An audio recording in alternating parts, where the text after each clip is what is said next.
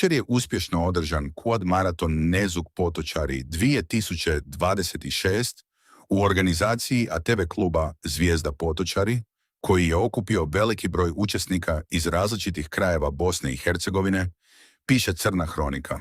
Prema navodima organizatora, u ovogodišnjem maratonu učestvovalo je više od 450 kvadova, a cijeli događaj protekao je dostojanstveno, sigurno i bez incidenata ili povrijeđenih osoba.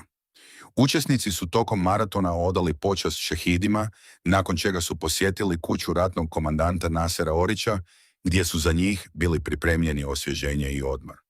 Nakon toga učesnici su se vratili u kamp, gdje su zajednički večerali i prenoćili, kako bi narednog dana prisustvovali dženazi.